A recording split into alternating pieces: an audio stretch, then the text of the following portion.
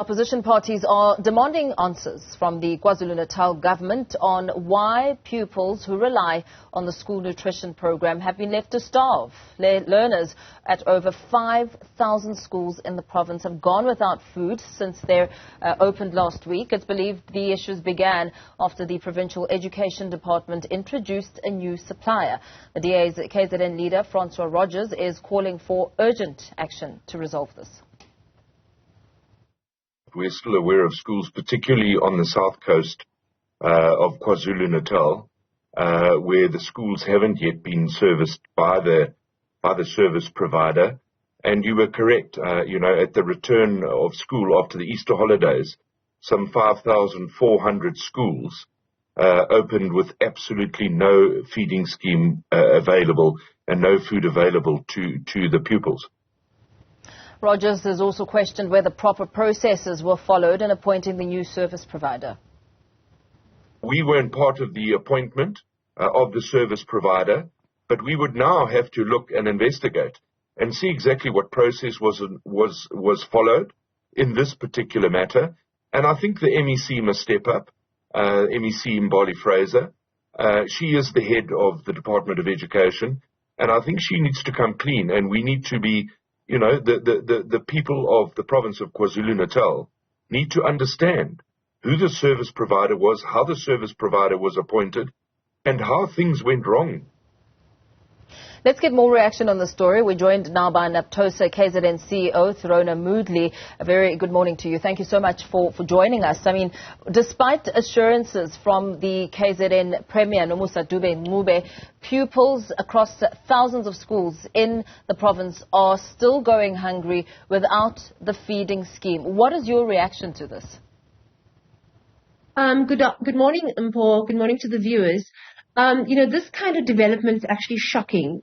It has caused such chaos and more especially impacted the learners in such a great way.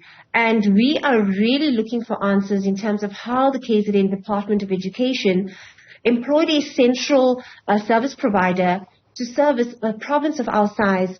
The KZN Department of Education is the biggest in the country with more than 6,000 schools.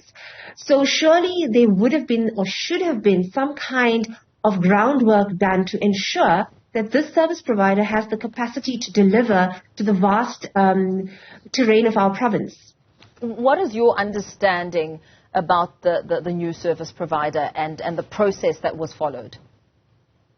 Well, unfortunately, the unions were not involved in this decision. And had we been involved, we would have been able to advise the department in terms of the challenges that one service provider will face. As unions and as educators on the ground, we understand the challenges in the rural areas, in the township areas, as well as the urban areas. There's always been a challenge delivery of textbooks in the past because of the nature of our province. So right now, we need to examine the potential and capacity of the service provider, and we need to understand the logic that went into centralizing this very huge and very important process in our province. As educators on the ground, how dire is this situation? Because, I mean, we're also learning of some reports where pupils are being released early because educators fear that they may collapse. For some, it's the only meal that they have access to. Paul, having a nutritious meal at least once a day impacts directly on quality education. And this has caused disruptions in the school. And losing teaching time is not something that we would want to encourage. But of course, schools had to be reasonable, and they had to ensure that their learners were fed to be in the classroom and to ensure that they are actually receiving the education that they ordinarily would had they been fed. So it's really disappointing that this has unintended consequences in terms of disruptions in the schools. And making up for teaching time and lost teaching time is virtually impossible with the jammed curriculum that we have. So the learning has been disrupted in some schools, but more than that, we are getting reports from the department that they have fixed the problem to about 90%. In about 90% of the schools. However, this is not what we're getting from the ground, particularly in the south coast area of KwaZulu-Natal. So it is the responsibility of the department to do some kind of quick audit to ensure that what the service provider has said they've done in delivering these food items to the drop-off points has in fact been done. There has to be more oversight and monitoring, a hands-on approach from the Department of Education. So since 1994, when the program was initially introduced, it was aimed at improving the ability of children to learn by combating malnutrition. But there's also been some challenges around the kind of food that is being given to learners and questions around whether or not it is nutritious. Well, the department needs to have experts to actually examine the nutritional value of the food.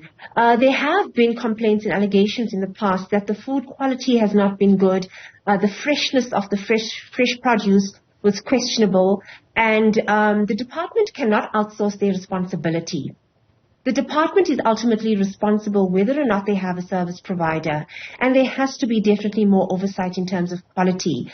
Due to the large number of enrollment and the millions of children that are fed in our province, the department has to play a hands-on role in determining that the service provider has actually fulfilled their requirements and obligations.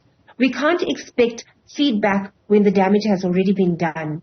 The department has to be proactive to do random checks, to have questionnaires filled by principals, to ensure there's constant communication and feedback regarding the quality and the quantity of the schools. It's also, of the meals, because it's also been reported that in some schools, the meals or the ingredients for the meals have been delivered, but they do not last for more than 2 days, although that quantity they've been told should be lasting for up to 8 days or more. So it's just not only the quality, but it's the quantity that's being delivered that the department must take responsibility for. Very well. Perhaps let's leave it there for now. Thank you so much for your time. Naptosa KZN CEO Thirona Moodley there, speaking on some of the big challenges around the feeding scheme in KZN.